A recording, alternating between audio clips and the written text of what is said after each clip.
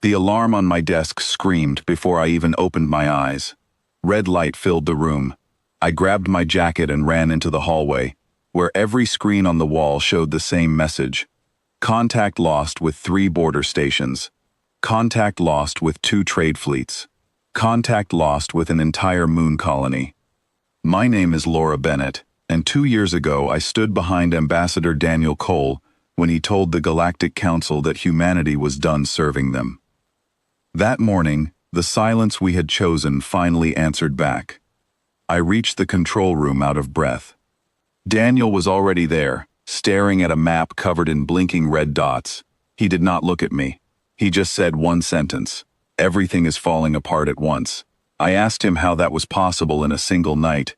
He pointed at the map and told me the truth was worse than that. It had been falling apart for months.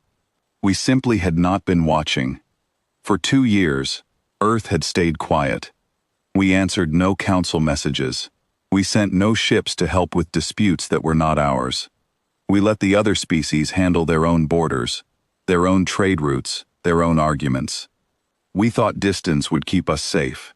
We were wrong. Every system out there had been built with human hands holding the last piece in place, and now that piece was gone. A young officer named Nathan Hale rushed in holding a datapad. His voice shook as he read the numbers. The Severin trade route had collapsed overnight, stranding thousands of travelers between stars with no way home. Daniel asked him how many ships we had near that route. Nathan told him none. We had pulled every human vessel back 2 years ago, just like we pulled everyone else.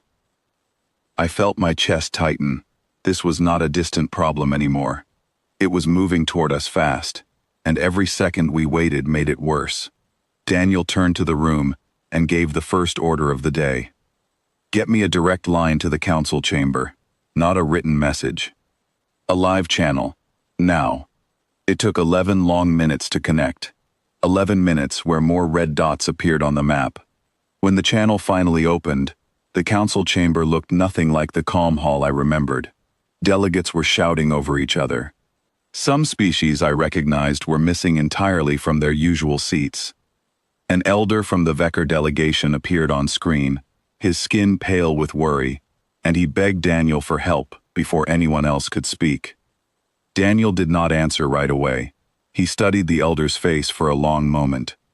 I knew that silence. It was not cruelty. It was calculation. He needed to know exactly how bad things were before he offered anything. The elder explained that a growing storm of unstable energy had begun spreading from an unmonitored region, a region that human engineers used to watch every single day before we left. Without our sensors, nobody noticed the warning signs until it was already tearing through 3 systems. My hands went cold. That region bordered our own solar system. If it kept spreading at this speed, it would reach Earth within the week. Daniel understood this before I even said it out loud. He asked the elder one sharp question: "How far has it spread already?" The answer came back grim. It had already swallowed 2 uninhabited systems, and was now touching the edge of a populated colony called Doravan Station. Daniel closed the channel for a moment and turned to the room. He did not waste time explaining his feelings. He simply started giving orders. Every engineer we still trusted needed to be pulled from retirement within the hour. Every research ship capable of long-range travel needed fuel and a crew within 3 hours. And someone needed to find out exactly why our old monitoring network went silent instead of sending a warning the moment it detected trouble. A quiet young woman named Grace Ellison spoke up from the back of the room. She used to work in the monitoring division before the withdrawal. She told Daniel that the network had not gone silent by accident. Its power core relied on a specific human-made component that nobody else knew how to replace. When it failed months ago, there was no one left out there who understood how to fix it. The entire warning system had been sitting dark and useless the whole time. Daniel's jaw tightened, but he did not raise his voice. He asked her one question. "Can you fix it now?" Grace hesitated, then nodded. She said she could, if she had a ship and enough time. Daniel told her she had both, starting immediately. Within 2 hours, Grace was aboard a fast research vessel called the Wandering Hawk, heading straight toward Doravan Station with a small engineering crew. I watched her ship leave from the control room window, my heart pounding with every second that passed. This was not a rescue mission built on careful planning. It was a race against a wall of unstable energy that did not care how prepared we were. Back in the control room, Daniel kept the live channel open with the council chamber. More delegates joined, each one reporting new damage. A fleet stranded without navigation support, a colony losing contact with its own weather systems. A hospital station struggling because its old human-built medical scanners had finally broken down with no replacement parts anywhere nearby. Every failure connected back to the same truth. Humanity had quietly held together far more of this galaxy than anyone wanted to admit, including us. I asked Daniel if he regretted the withdrawal. He thought about it before answering, which surprised me, because Daniel usually answered questions instantly. He said he did not regret standing up for ourselves. He only regretted walking away without making sure nothing would break in our absence. We left like we were angry, not like we were responsible. That mistake was now spreading across the stars faster than any ship could travel. Hours passed like minutes. Grace's ship reported reaching the edge of Doravan Station, just as the energy storm brushed against its outer shields. Her voice came through the speaker, steady despite the danger, describing a wall of shifting light stretching farther than her sensors could measure. She said the core problem was clear now. The collapsed monitoring station nearby had been feeding false comm readings for weeks, hiding the true size of the storm from everyone who might have warned the colony in time. Daniel told her to focus on stabilizing the monitoring core first, since without accurate readings, no rescue plan could work safely. Grace and her small crew worked through what she later described as the longest hour of her life, rerouting power through systems that had not been touched by human hands in years. Every few minutes she gave short updates, her voice tightening with effort but never breaking. Back on Earth, Nathan tracked every ship in range, redirecting supply vessels toward Doravan Station to help evacuate families who had nowhere else to go. I spent that time coordinating messages between species who had barely spoken to each other in months, translating not just words but tone, urgency, and trust, the exact role humans used to play at that same council table we had walked away from. Then Grace's voice came through again, sharper this time. The core was responding. The false comm readings shut off, replaced by real numbers, and for the first time, everyone could see the true edge of the storm clearly. It was smaller than feared, though still dangerous, and now predictable enough to plan around. Daniel exhaled slowly beside me, the first sign of relief I had seen from him all day. With accurate readings restored, evacuation ships moved with real coordinates instead of guesses. Families boarded transports in organized lines instead of panic. The storm still damaged part of Doravan Station, but the loss of life that everyone feared just hours earlier never happened. Grace's small crew had turned a disaster into a difficult but survivable event. When her ship finally returned to safe distance, Daniel opened a channel to thank her personally. Grace answered quietly that she was just doing what needed to be done, nothing more. But everyone in that control room understood what her small crew had just proven.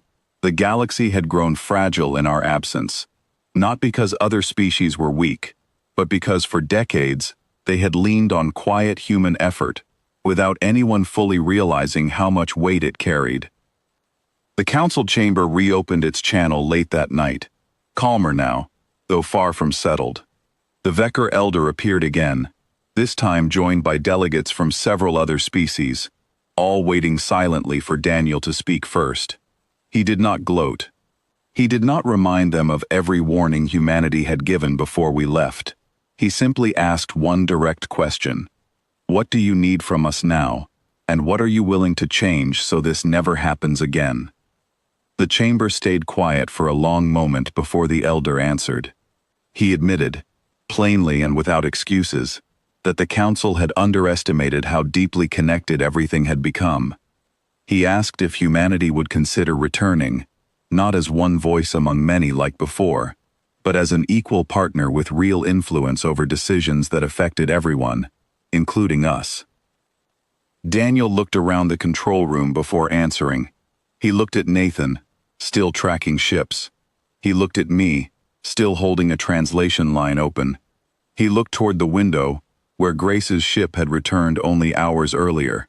Then he turned back to the screen and gave his answer.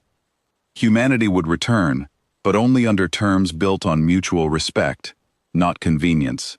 No one would be expected to quietly hold the entire system together while receiving nothing in exchange ever again. The elder agreed without hesitation, and for the first time in 2 years, I felt something unclench in my chest. Before the channel closed, a second delegate stepped forward, a quiet representative from a small trading colony near the outer rim. She asked whether smaller worlds like hers would still have a voice at that table, or whether the largest powers would simply divide influence among themselves once again. Daniel answered her directly, without pausing to consult anyone else in the room. He said any partnership built on ignoring the smaller voices would fail exactly the same way the old council had failed, and he had no interest in repeating that mistake under a new name. That answer seemed to settle something in the chamber. Delegates who had stayed silent throughout the entire call finally began speaking with each other, instead of only to us, comparing notes on which systems still needed urgent repair and which ones could wait. It was a small shift, barely noticeable at first, but it felt different from every council session I remembered before the withdrawal. Those old meetings had always circled back to human solutions eventually, with everyone else simply waiting their turn to ask for help. This time, other species were already planning to help each other without waiting for us to lead every step. Nathan reported that 3 independent research vessels, none of them human, had already volunteered to assist with repairs near Doravin Station, once Grace's team confirmed the area was stable. Daniel allowed himself a small, tired smile at that news.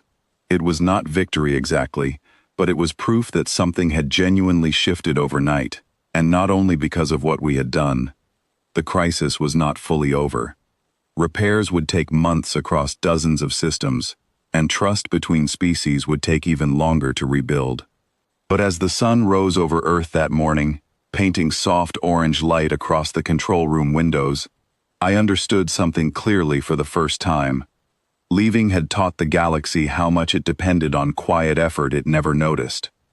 Returning would teach it how to value that effort properly, and for humanity, walking back through those doors was not a retreat.